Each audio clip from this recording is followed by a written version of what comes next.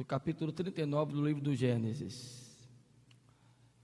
Retomamos hoje a exposição de Gênesis e retomamos hoje a parte da história de José, que foi interrompida pelo capítulo 38, quando falamos de Judá e Tamar.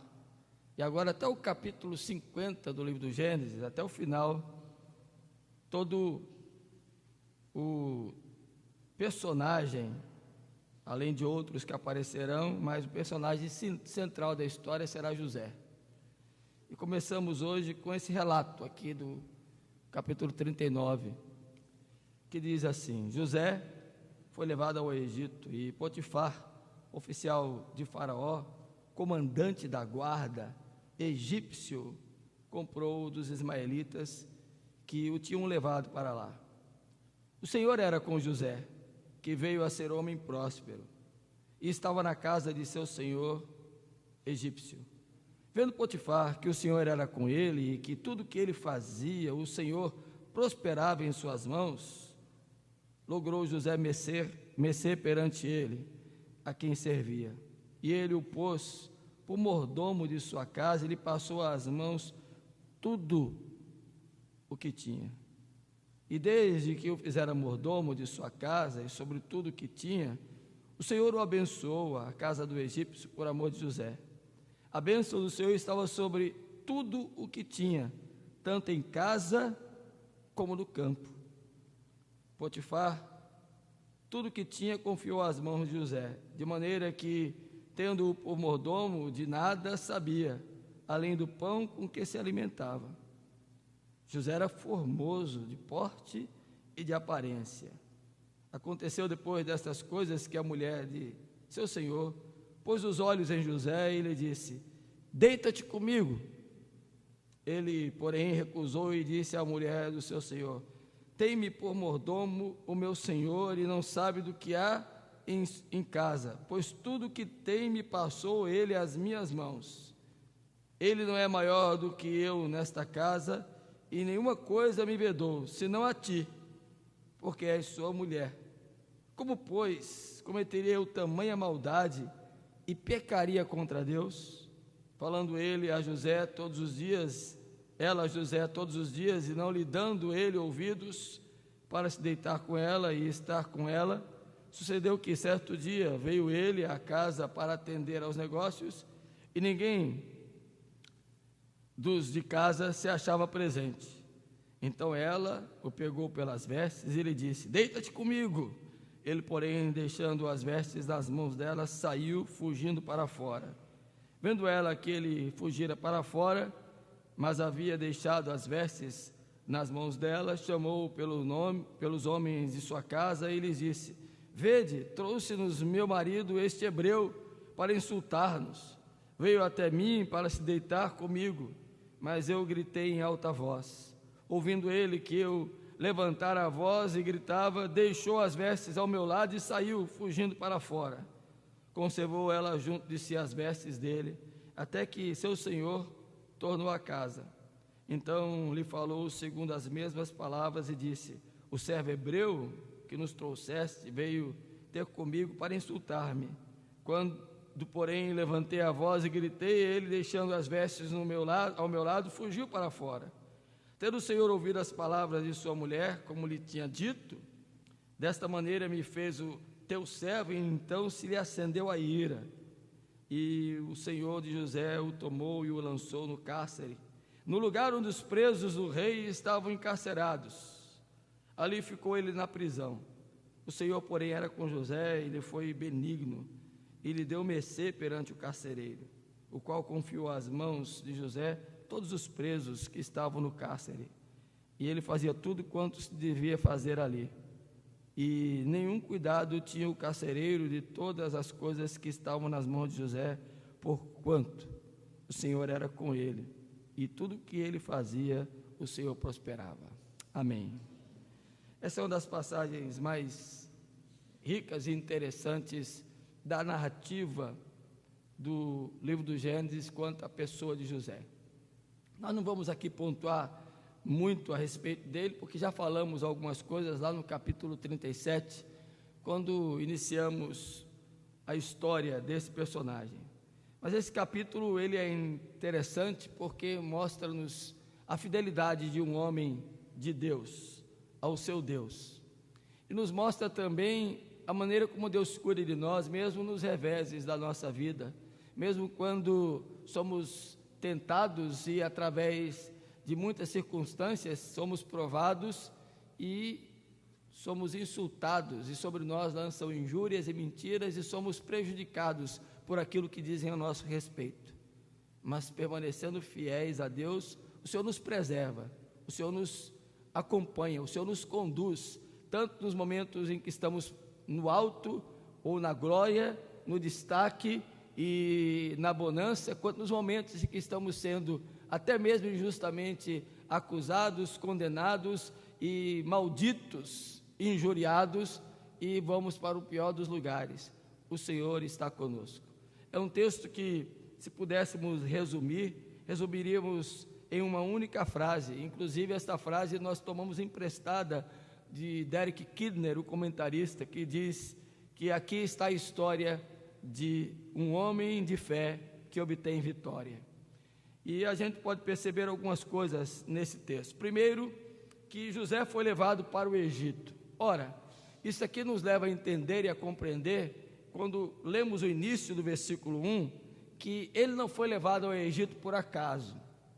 Os irmãos vão ver lá na frente, os capítulos 45 a 50, vão trazer a história do porquê José foi parar ali, do momento pelo qual Deus levou José desta maneira para o Egito, para ele se tornar um dos homens mais importantes do Egito, somente abaixo de Faraó, no momento de escassez e de profunda fome na terra do povo de Deus. Foi para o Egito que os seus irmãos, por ordem do seu pai, foi buscar alimento. José lá já estava administrando a corte de Faraó. Quando a gente lê o texto aqui, que foi levado para o Egito, nós podemos perceber que aqui começa de fato a história da preservação do povo de Deus. Aqui começa o relato do porquê Deus permitiu ou conduziu o próprio José para o Egito. Nos diz o versículo ainda que Potifar, que era um oficial de Faraó, existe uma discussão aqui, que tipo de ofício esse homem tinha. Alguns chegam a dizer que ele era o chefe dos eunucos, mas eu não acredito que seja, porque ele era casado, tinha uma mulher, e quem era eunuco não se casava. Por certo, ele era um oficial importante de Faraó, porque quando ele recebe a notícia falsa de sua mulher a respeito da investida que ela que fez a José, e José fugiu dela, e ela lhe acusa dizendo que foi ao contrário, que foi ele que tentou se apropriar daquilo que era do seu senhor, confiando naquilo que o próprio Senhor havia lhe dado, que era tudo da sua casa, nada lhe pertencia, e como ele próprio disse, a não ser a sua mulher, ela então o acusa, e ele é levado e enviado por Potifar à prisão do rei. E aqui vem um parêntese que eu queria abrir para vocês entenderem. Não foi lançado em qualquer prisão. O comum seria que José fosse morto, pela prática de ter assediado a esposa do seu senhor. A justiça no Egito era de morte, era pena de morte. Mas Deus abrandou, aspas, o coração de Potifar, e o castigo de José não foi um castigo qualquer, ele foi aprisionado na prisão do rei, e aí vem a mão de Deus, porque se ele tivesse sido lançado em qualquer outra prisão, jamais Faraó iria saber quem era o José, o homem das visões na prisão, que a gente vai ver. Foi justamente por ele ser preso, junto com os presos do rei, que um dia o seu mordomo e o seu mestre-sala, o que provava das suas, do seu cálice antes da alimentação, que também estavam no cárcere, o padeiro e o seu mordomo, foi que disse: olha, eu conheci um homem lá que interpreta sonhos. Se ele tivesse caído em qualquer outra prisão, no Carandiru da vida, não tivesse sido na prisão real dos presos do rei, jamais Faraó teria tido seu sonho de 7 vacas magras e 7 vacas gordas interpretado. Então, tudo tem um porquê na história do povo de Deus. E aqui nós vemos que Deus conduz soberanamente a história do seu povo e a história do que lhe pertencem. E eu não posso perder isso de vista. Segundo lugar, abra sua Bíblia aí, por favor, no texto de Gênesis 25. Olha que coisa interessante. Às vezes a gente lê as Escrituras e passa por cima dos versículos e não leva muito em conta o que é dito. O versículo de número 1 do capítulo 39 diz que Potifar, este oficial comandante da guarda do rei do Egito, o comprou da onde? Das mãos dos ismaelitas. Agora vá para Gênesis 25, 12. Diz assim: são estas as gerações de Ismael, filho de Abraão, que Agar, egípcia, serva de Sara, lhe deu à luz. Olha que coisa interessante. A descendência de quem Potifar comprou José era a descendência dos ismaelitas. Portanto, um dos filhos de Abraão com Agar, sua serva, que era uma egípcia. Então, nada aconteceu de maneira aleatória. Não foi uma coisa que aconteceu sem um toque da direção de Deus. Quem comprou José dos seus irmãos foram os ismaelitas. Os ismaelitas eram geração de Abraão, a quem foi dada a promessa de que possuiria a terra e de que haveriam de ter a terra prometida e que nada e nenhum inimigo lhes impediria, que seriam eles abençoados. Abraão. Logo, Potifar, quando adquire José, adquire dentro de um padrão de uma relação direta com Deus. Foram os filhos de Ismael, que eram da descendência da egípcia Agar, que o adquiriram, de onde Potifar o comprou dos ismaelitas. A gente percebe aqui a primeira lição que a gente tem que tirar dessa história: a direção de Deus na nossa vida. Às vezes nós não sabemos quando estamos vivendo as situações adversas. José jamais poderia imaginar que, por ser ele o intérprete dos sonhos dos seus irmãos, o iria levar a esta revolta de seus irmãos para que pudesse ser ele tido como morto diante do seu pai, quando havia sido vendido para uma caravana de ismaelitas, e que esses mesmos ismaelitas o iriam entregar para ser um dos principais homens do Egito, para que o povo de Deus lá na frente pudesse ser preservado da morte causada pela escassez de alimentos. Queridos, a gente tem que aprender muito nas Escrituras Sagradas com esse Deus que dirige a nossa vida. Quando Jesus estava falando aos seus discípulos que era necessário que ele fosse e que ele precisava ir para preparar lugar para eles, João 14 nos diz isso. Ele diz: olha, o que eu faço agora vocês não compreendem, vocês vão compreender depois. E às vezes acontece conosco, passamos por situações que não são as mais favoráveis, nem aquelas que imaginamos para nós, ou que pensamos para nós. Vamos parar em algum lugar, vamos para uma outra direção que Deus está nos levando, e somos tomados por circunstâncias que são adversas, mas Deus está nos conduzindo para um fim glorioso. Eu preciso crer assim, porque senão eu vou sobrar em minha fé, eu vou desfalecer na minha fé, eu vou perder o sentido da minha existência. Um homem de fé, ele é vitorioso, porque sabe que tem um Deus soberano lhe conduzindo a vida. E essa é uma das doutrinas mais preciosas da nossa igreja, a soberania de Deus. Agora, a nossa natureza, muitas vezes nos leva a achar que nós é que somos donos do nosso destino. Nós é que somos responsáveis pelas coisas que acontecem conosco. E isso tira de nós a centralidade do entendimento que devemos ter, que Deus é quem dirige as nossas vidas. Não perca de vista isso.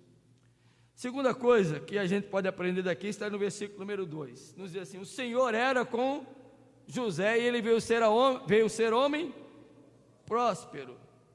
Note que o texto já começa sem muitas introduções. Diz que Potifar o compra de uma caravana de egípcios, ele vai para a casa desse oficial do rei, lá no Egito mesmo, e já começa dizendo: José veio a ser um homem próspero. Já começa taxativamente dizendo que Deus era com ele, por isso ele prosperou. E, irmãos, prosperidade aqui não diz respeito apenas a conquistas de ordem secular, terrena. A prosperidade aqui diz respeito à nossa relação com Deus, até porque José perdeu tudo, até sua capa ficou na mão da mulher de Potifar quando ele escapou, foi parar numa prisão. E o texto em todo o tempo repete aqui pelo menos 3 vezes que Deus era com José.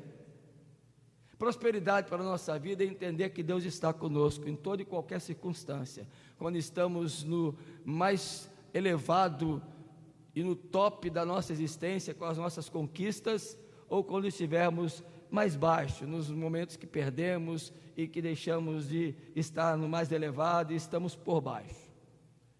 Lembro-me de uma canção que aprendi com o reverendo Gerson Gouveia, o pai, que ele dizia: às vezes em cima, às vezes embaixo,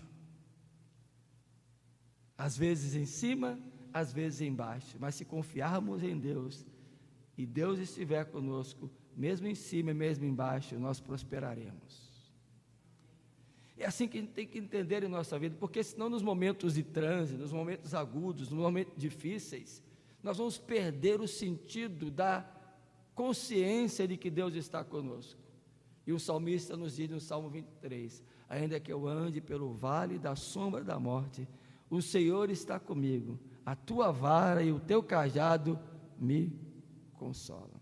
Certeza da presença de Deus. E veja só que o texto continua dizendo: vendo Potifar que o Senhor era com ele e que tudo que ele fazia, o Senhor prosperava em suas mãos, logrou José mercê perante ele, a quem servia, e ele o pôs por mordomo de sua casa, e lhe passou às mãos tudo o que tinha. Terceira lição para mim e para você: quando o Senhor é conosco, o Senhor nos dá condições de abençoarmos a outros, de abençoarmos a pessoas que não são da mesma fé, de abençoarmos a pessoas que não são do mesmo convívio, de abençoar a pessoas que não fazem parte do povo de Deus. Nós fomos colocados aqui neste mundo para sermos mordomos de Deus, dispenseiros da graça, para abençoarmos a outras pessoas e fazermos com que elas cresçam, que elas sejam enriquecidas pelo nosso testemunho, pela nossa vida e pelo Deus em quem nós cremos. E às vezes nós perdemos tempo demais, queridos, com o nosso egoísmo, nos centralizamos muito nas bênçãos para nós, e esquecemos que Deus quer nos usar no lugar em que nós estamos para abençoar aqueles que estão sendo colocados diante de nossas vidas. Entenda isso. Eu não sei onde você foi colocado por Deus, sei que você está aqui, mas Deus lhe colocou lá para você ser mordomo e abençoar a vida daqueles a quem você foi colocado como mordomo do Rei dos Reis. Deus vai te abençoar para que você possa abençoar a outros. As pessoas precisam nos enxergar assim, como servos de Deus.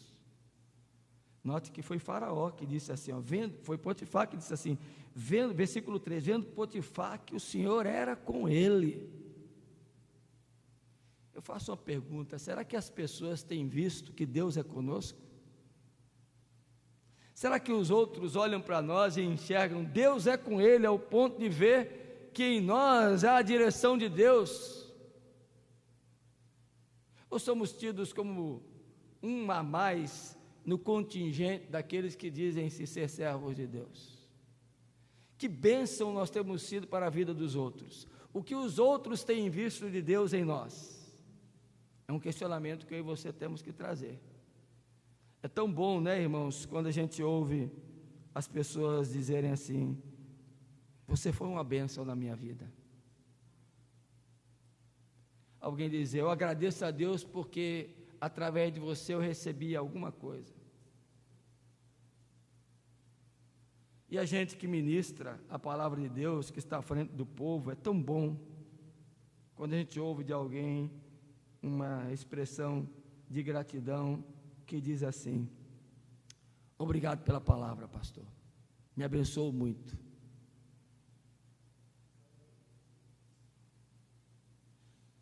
Isso traz ao nosso coração a alegria de saber que estamos fazendo o que é para ser feito. E não há outra forma da nossa existência fazer sentido aqui nesse mundo, queridos. Enquanto estamos indo para a terra prometida, passando pelos Egitos da vida, pelas adversidades da existência, pelas oposições que se levantam, é sermos bênção para aqueles que veem que Deus está abençoando a nossa vida por causa daquilo que Ele faz através de nós. Pensa nisso um pouquinho. Você tem abençoado outras pessoas com palavras, com atitudes, com práticas, com envolvimento? Ou você tem sido alguém que maldiz, alguém que amaldiçoa, alguém que machuca? É hora de pensar. O rei é Jesus, você é mordomo. Você não está na casa de Potifar, está na casa de Deus. Melhor ainda deve servi-lo. Quarta lição para mim e para você, está aqui ainda nesse texto, que vai a partir do versículo número 7. Os versículos 5 e 6 são a continuidade dos versículos 3 e 4 que acabamos de mencionar aí. E está dito, então, que aconteceu que depois dessas coisas, a mulher do seu senhor pôs os olhos em José e ele disse: deita-te comigo. Agora presta atenção, o versículo número 6. Potifar, tudo que tinha confiou nas mãos de José, de maneira que, tendo-o por mordomo, de nada sabia, além do pão com que se alimentava. Aí vem a expressão do versículo 6, que não está aí à toa. Não precisava ser dito essa expressão aí. José era formoso de porte e de aparência. Quem seria José hoje aqui, de um modelo aí? Me diga. Um Clooney? Um Brad Pitt? Os mais antigos iam dizer um Tarcísio Meira.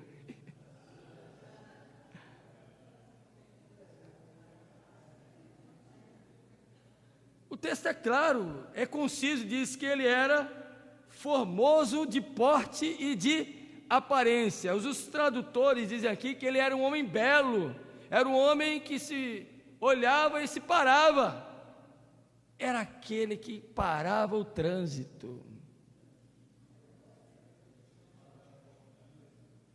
Não era tão bonito quanto eu, não, mas era mais ou menos assim. E diz o texto que a mulher de Potifar, quando viu que a situação lhe era favorável, porque o marido havia saído e havia dado a José a confiança de tudo, olha que o texto diz que Potifar não sabia de nada, a não ser o pão com que se alimentava, porque era José quem trazia. Ou seja, José era o homem de confiança. E aí vem a quarta lição para nós.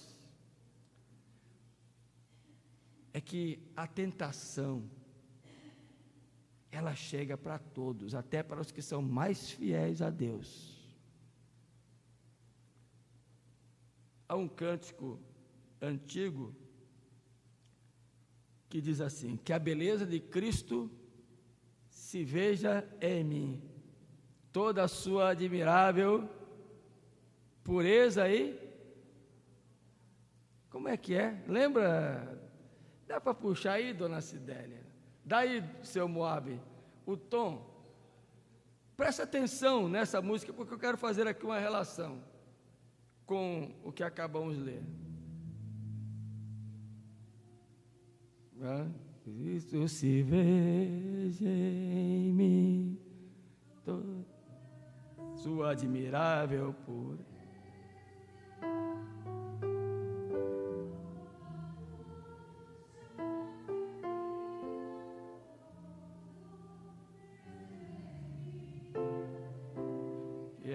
beleza.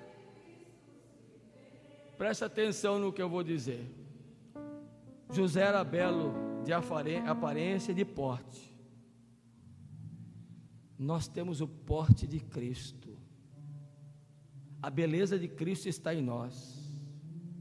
Por isso, o inimigo de nossas almas vai tentar-nos. E vai tentar-nos naquilo que é mais precioso, o brilho da glória de Deus em nós. Repito, o final do versículo 6 não precisava estar aqui, porque o versículo 6 vem falando da confiança que Potifar depositou em José de lhe dar tudo. Isso está aqui para mostrar que aqueles que são de Deus são tentados,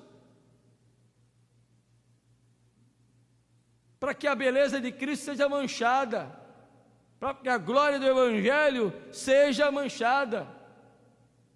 E o texto prossegue dizendo que depois dessas coisas a mulher do seu senhor pôs os olhos em quem? Em José. Ele disse: deita-te comigo. Foi direto, foi objetiva, não teve enrolação não.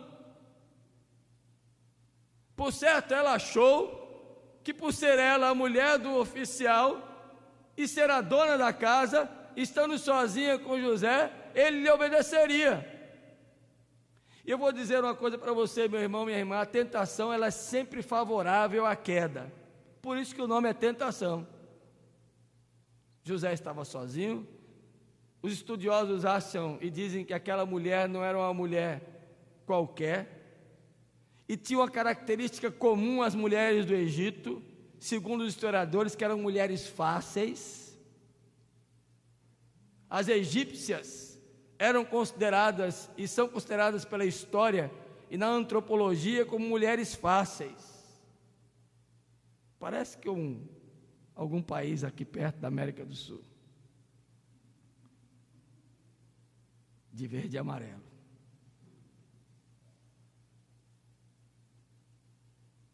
Toda a facilidade estava pronta, estava tudo arrumado. José simplesmente diz assim, recusou, versículo 8, e disse à mulher do seu senhor: tem-me por mordomo, meu senhor, ele não sabe do que há em casa, pois tudo que tem me passou ele às minhas mãos. Ele não é maior do que eu nesta casa, e nenhuma coisa me vedou, senão a ti, porque és sua mulher. Como, pois, cometeria eu tamanha maldade e pecaria contra Deus? Olha que coisa interessante, a atitude de José foi objetiva também. Ele disse: o meu senhor não sabe de nada que tem aqui. Talvez quisesse até dizer, nem da mulher que ele tem. E ele me confiou todas as coisas.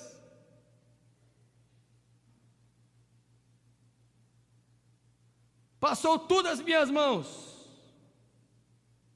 menos a ti, embora sejas assim. Aí, em vez de dizer, eu vou cometer um delito contra o meu senhor, que me acolheu, que me colocou aqui como mordomo, como chefe, não, ele poderia ter dito isso. Ele disse: cometeria eu tamanha maldade e pecaria contra Deus? A consciência de quem tem condições de resistir à tentação é a consciência de Deus na sua mente, no seu coração, porque tudo favorecia. Quando Deus está em nossa mente, em nosso coração, nós conseguiremos fugir das possibilidades que podem nos levar à queda. E o texto prossegue dizendo que ela continuou todos os dias. Imagine só, todo dia, não sei quantos dias foram, e todo dia no pé do ouvido de José, para que se deitasse com ela.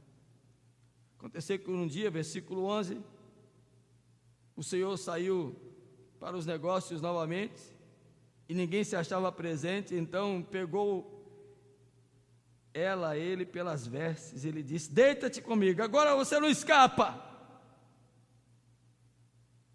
Ele fugiu para fora, correu, sebo nas canelas, e deixou as vestes na mão dela. E aí, a partir daí, vem a relação dizendo do que ela relatou ao seu marido, as inverdades acusando José daquilo que havia ele feito sem ele ter praticado coisa alguma.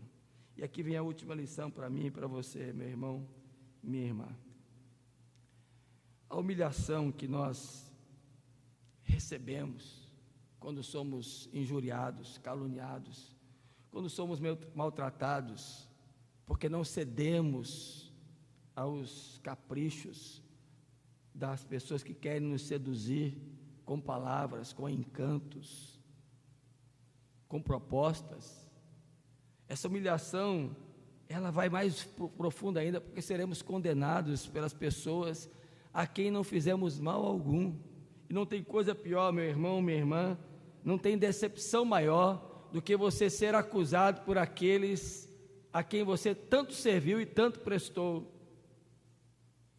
assistência, a quem você honrou com a sua presença, a quem você fez prosperar com a sua vida presente ali.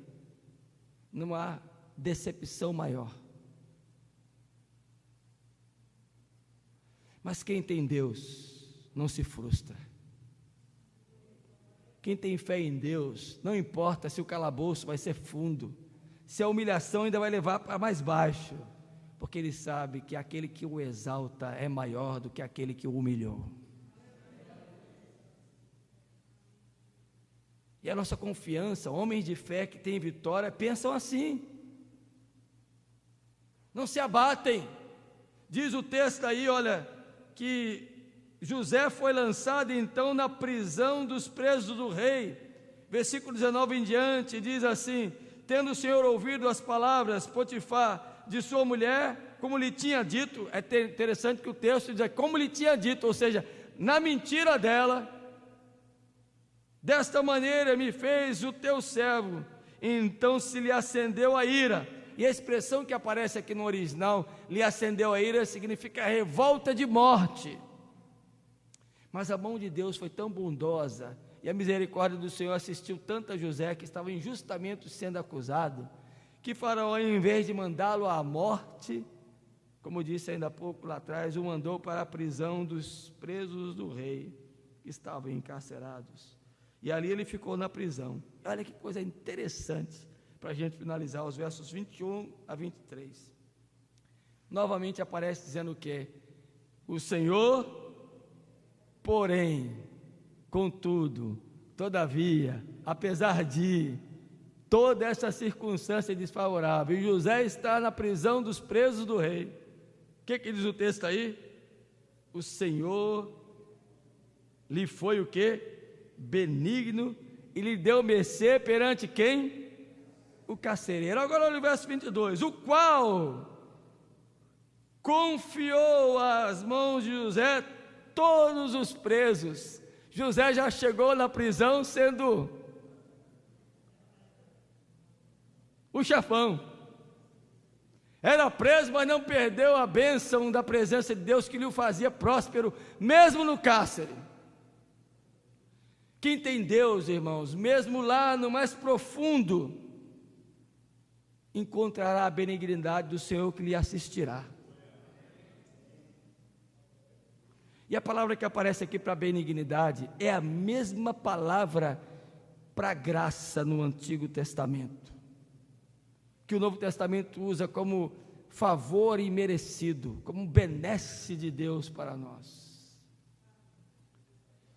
Entenda, meu querido, minha querida, o mais importante para um homem de fé, para uma mulher de fé, é andar na presença de Deus, porque quem tem Deus consigo, Deus o abençoará até mesmo no calabouço e no cárcere. Amém?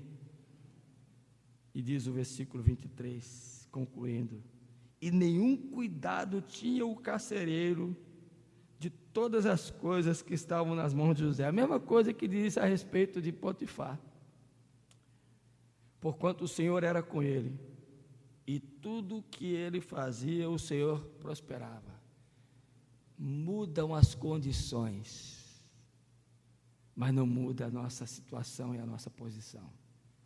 Quando somos fiéis a Deus, Ele nos fará abençoados por sua graça, onde quer que estejamos. E não importa a oposição, mentiras, calúnias, perseguições, cárceres, perdas, o Senhor nos abençoará. Amém? Quero concluir deixando para você, então, uma reflexão.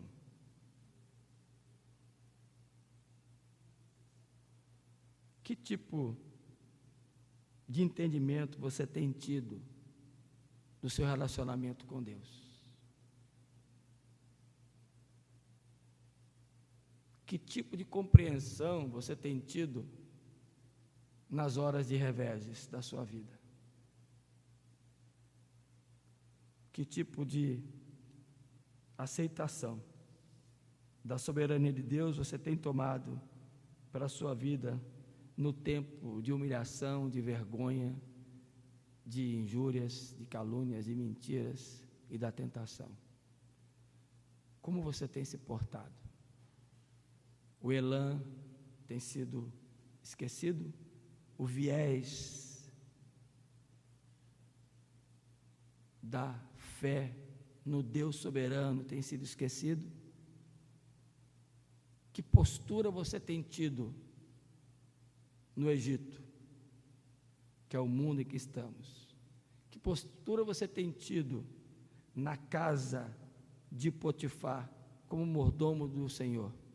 Que postura você tem tido quando você desce ao calabouço e vai às regiões mais baixas da sua existência? Como tem você demonstrado a sua fé?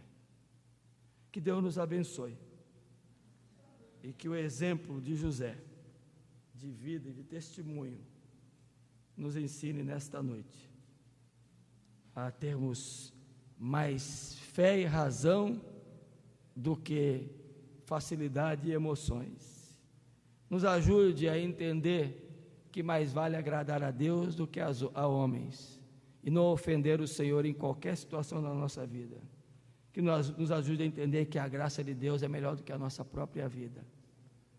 Mesmo quando estamos fracos, o Senhor é conosco e nos fortalece. Que Deus nos abençoe e que você nesta noite reflita em sua vida sobre a sua fé. Que o Senhor nos conceda a graça. Amém. Vamos ficar